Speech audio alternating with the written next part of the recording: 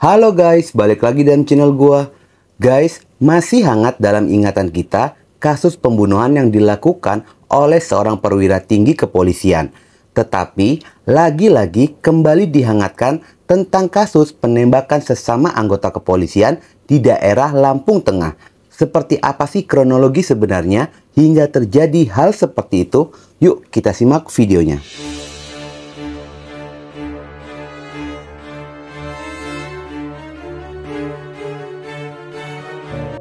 Sebelum kita memulai pada kronologi kasusnya, di sini gua ingin mengajak kalian untuk mengenali sedikit latar belakang dari korban dan pelaku itu sendiri.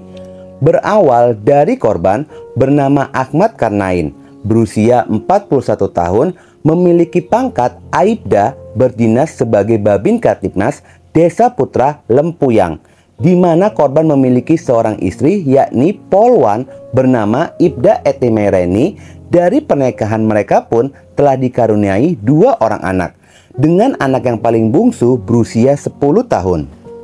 Pada saat kasus ini muncul ke permukaan, istri korban Ibda Etimereni ternyata pernah menangani kasus yang sempat viral pada tahun 2021, di mana dia menjabat sebagai kepala unit Satuan Reserse Kriminal Perlindungan Anak dan Wanita Polres Lampung Tengah. Keluarga mereka pun tinggal di Jalan Merpati, Bandar Jaya Barat, Kecamatan Terbanggi Besar, Lampung Tengah. Kasus ini banyak pihak yang merasa sangat kehilangan lantaran pria yang menyukai sepak bola ini dikenal ramah dan baik dan suka membaur dengan masyarakat sekitar. Menurut pengakuan ketua RT setempat yang bernama Nazarudin, di mana di dalam kesaksiannya dia pun tidak menyangka kok ada yang jahat jika melihat kepribadian korban yang sangat baik. Di mata warga sekitaran pun sangat merasakan kebaikannya. Dia pun sangat ringan tangan dalam membantu tetangga. Bahkan ada kesaksian tetangga yang mengetahui jika korban Aibda Ahmad sangat rajin sholat berjamaah di masjid. Sementara latar belakang pelaku itu sendiri bernama Rudi Suryanto, berusia 39 tahun dan memiliki pangkat Aibda, menjabat sebagai kepala unit Propos Polsek Wai Pengumbuan Lampung Tengah, dan merupakan rekan sekantor dari korban itu sendiri. Sebenarnya jabatan itu hanyalah sementara. Sebelumnya pelaku memiliki jabatan sebagai Kanit SPKT, tetapi karena jabatan Kanit Propos kosong, yang bersangkutan pun mengisi sebagai pejabat sementara. Tinggal bersama dengan istri dan anak-anaknya di Jalan Rantau Jaya, Bandar Jaya Barat, Kecamatan Terbangi Besar, Kabupaten Lampung Tengah. Ternyata meski antara pelaku dan korban bekerja di dalam tempat yang sama, bukan berarti hubungan keduanya solid dan kompak. Ternyata hubungan keduanya tidaklah harmonis satu sama lainnya, di mana selama bertugas bersama, pelaku sering mendapatkan intimidasi dari korban. Meski tidak melakukan sikap apapun, tetapi pelaku menyimpan perasaan dendam di dalam hatinya. Tidak hanya itu saja, ternyata korban pun sering membuka aib dan menjelekkan pelaku kepada temannya, yang membuatnya merasa kecewa dan marah dengan sikap tersebut. Permusuhan itu pun semakin meruncing, berawal dari arisan online ibu-ibu Bayangkari Polsek.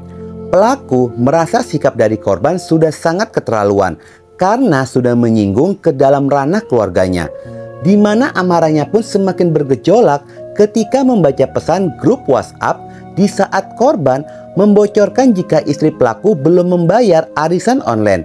Sejak itu, amarah pelaku pun mendidih dengan sikap korban yang dianggapnya sudah keterlaluan, terkesan sengaja ingin mempermalukan dirinya dan keluarganya.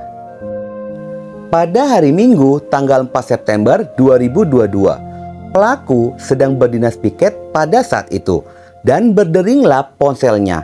Rupanya itu dari sang istri yang memberitahu jika dirinya sedang sakit dan memintanya untuk pulang ke rumah. Ada hal itu pun pelaku bergegas meminta izin untuk pulang lebih cepat, dan permintaan itu pun disetujui. Akhirnya pada jam 20.00 malam harinya, pelaku pun pergi menuju rumah dengan mengendarai motor dinas.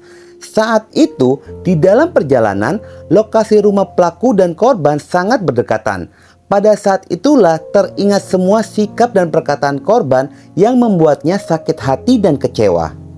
Ketika di dalam perjalanan pada jam 20.30, pelaku sempat menghentikan laju motornya di sebuah kebun, di mana dia pun langsung mengambil senpi dari pinggangnya dan menembakkan senpi tersebut. Mungkin awalnya untuk meluapkan amarahnya. Ternyata mulai dari sanalah mulai timbul niat untuk membunuh korban. Pelaku pun kembali menaiki motornya dan bergegas menuju rumah korban. Pelaku sengaja melewati jalan yang dimana jalan itu melintasi rumah korban. Setibanya di rumah korban pada jam 20.53 menit. Pada saat itu, pelaku pun menghentikan laju motornya dan berhenti tepat di pintu pagar milik dari korban. Pelaku turun dari motornya, lalu mengetuk-ngetuk pintu pagar sembari memanggil korban dari luar. "Bang Karnain, Bang Karnain." Tidak lama berselang, korban pun keluar dari rumahnya mendekati pintu pagar tersebut. Korban sempat mengajaknya untuk masuk ke dalam rumah. Tepat pada jam 21.15 menit malam harinya, dengan jarak sekitar 2 meter dari pelaku, dia pun segera mencabut senpi dari pinggangnya dan menembak dari sela-sela pagar yang mengenai dada kiri hingga tembus ke belakang. Menurut kesaksian dari pelaku, pada saat tertembak, korban hanya berteriak "Ya Allah" sambil membalikan badan berjalan tidak beraturan menuju ke dalam rumahnya. Tujuannya, korban akan mengambil senpi yang berada di dalam kamarnya. Sebelum sampai ke kamar, korban pun terjatuh di depan istri dan kedua anaknya. Sementara itu, pelaku langsung meninggalkan rumah korban. Sontak saja, sang istri pun berteriak meminta tolong. Ada beberapa warga melihat korban sudah duduk di lantai bersandar di kursi. Warga dan istri korban segera membawanya ke Rumah Sakit Harapan Bunda. Setibanya di rumah sakit, meski sudah berusaha untuk menyelamatkan nyawanya, tetapi sayangnya nyawa korban pun tidak bisa diselamatkan. Akhirnya korban pun meninggal dunia. Pada sisi lainnya, laporan mengenai penembakan ini pun sudah dilaporkan kepada pihak kepolisian. Dan di dalam penyelidikan, tepatnya 3 jam setelah penembakan, polisi pun dapat mengidentifikasi pelaku dan langsung melakukan penangkapan. Aibda Rudi ditangkap di kediamannya tepat pada jam 00.30 malam harinya. Proses identifikasi pelaku pun berjalan sangat cepat, lantaran sebelum ditangkap, pelaku sempat ditelepon oleh Kasih Propam Polres Lampung Tengah, Ibtu Eko Heri Susanto, di mana memintanya untuk membuat laporan tentang kematian dari korban. Setelah itu, pelaku pun menelpon Kanit Propos Polres Lampung Tengah, Aibtu Waluyo. Bahkan sesaat melakukan penembakan pun, pelaku langsung menceritakan kepada adik dan istrinya. Dan istrinya pun sangat syok hingga tidak sadarkan diri. Awal penyelidikan, pelaku terjerat dengan pasal pembunuhan tidak berencana. Tetapi setelah melakukan rekonstruksi ulang kejadian, ditemukan fakta yang baru jika kasus ini adalah pembunuhan berencana. Perubahan pasal berubah ketika di dalam rekonstruksi ulang, pelaku berada di kebun dan sempat menembakkan senpi di kebun tersebut. Dan mulailah muncul niat untuk melakukan pembunuhan. Hingga terlihatlah di sana pelaku sengaja datang ke rumah korban untuk melakukan pembunuhan. Pelaku, Aibda Rudi, sudah menjalani sidang kode etik kepolisian, yang dimana hasilnya dia resmi dipecat dari anggota kepolisian. Sementara dia pun harus mempertanggungjawabkan perbuatannya dan terancam dengan hukuman mati. Mirisnya, pelaku melakukan penembakan dengan menggunakan seragam kepolisian, yang seharusnya seragam itu menjadi simbol penegakan hukum, tetapi ini malah melanggar hukum. Bukan hanya pelaku saja yang dipecat dari anggota kepolisian, tetapi kasus ini pun berdampak dengan dicopotnya pimpinan, yaitu Kapolsek Wai Pengumbuan. Korban disemayamkan di pemakaman umum Desa Wayem Pulau Ulu, Kecamatan Balik Bukit, Lampung Barat, yang merupakan desa rumah orang tua dari korban. Tubuh korban dibawa menggunakan ambulans Dokpol Rumah Sakit Bayangkara Polda Lampung dengan pengawalan sejumlah polisi. Almarhum yang merupakan anak pertama dari 5 bersaudara itu sendiri meninggalkan seorang istri dan 2 orang anak perempuan yang masih SMP berusia 14 tahun dan yang paling bungsu masih SD berusia 10 tahun.